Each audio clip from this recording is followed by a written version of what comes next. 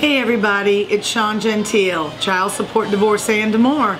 I'm here with Loren. Hi Loren. Hi Sean, thanks for having me. It's nice to have you. Today we'll be talking about successful relationships and what it takes to have one.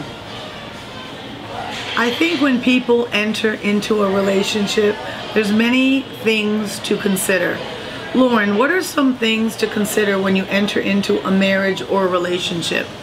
Some things to consider when entering into a marriage or any kind of relationship is the other person's feelings. Acknowledge how they feel and respect that. Yes, many ways to respect a feeling is to understand that it's okay to feel the feeling first of all, and to be always gracious with the other party. There's something to that though. For example, what if you're in a mood one day that you just don't want to acknowledge anyone's feelings? How could you handle that? That would be acknowledging your feelings and respecting your own as well as the other person. You can take some time for yourself, and then when you decide to communicate, you can decide to do that later on. Yeah, that's true. You could take the time to tell them, today I know you're feeling uncomfortable, but since I've had a long work day, could we table that discussion and maybe bring it up later? That's some good points you covered.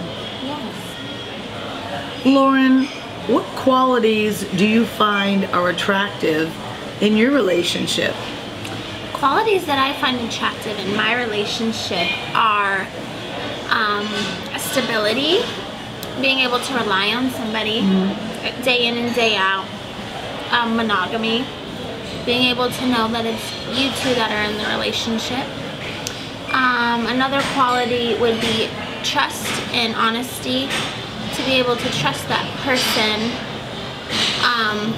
and know that they have the right path for you both in life. Right. I think that if you admire those qualities in your mate and in the relationship, it would be important to reciprocate with cooperation. If you like trust, then you show that you're trustworthy. If you like someone who's responsible, then you can be responsible as well. When both people step up to the plate, it makes it very harmonious and contributes to the success of the relationship. And you're dependable on each other. And part of that being depended upon, you have to allow yourself the vulnerability. And a lot of people, if they allow the intimacy and the vulnerability and you step up to the plate, that would make good grounds for a successful relationship. There are many other factors that contribute to relationship success. Loren, what other factors do you find contribute to relationship success? Another factor that contributes to relationship success would be growing and developing and continuing your education together through life. Each of you have to have a drive to move forward, and it has to kind of relate to one another. That's true. Many times relationships fall apart if people don't grow at the same speed.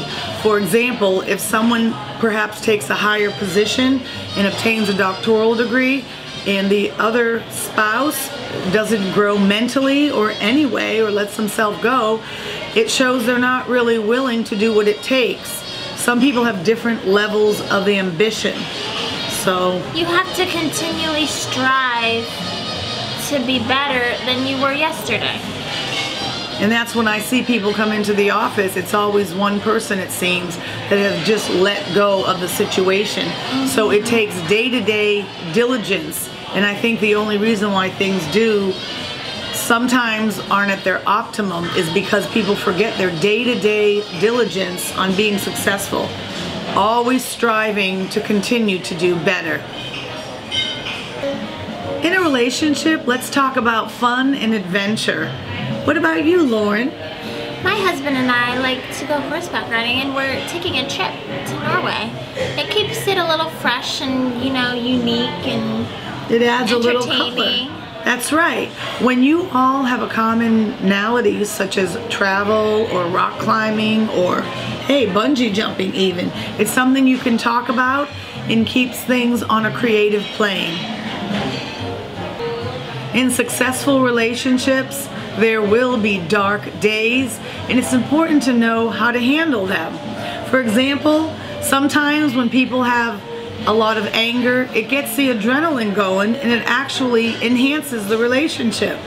It adds a little color and it says, we are still going to be together despite this fight. So embrace those times as well. As long as you fight fair, you can still have a successful relationship.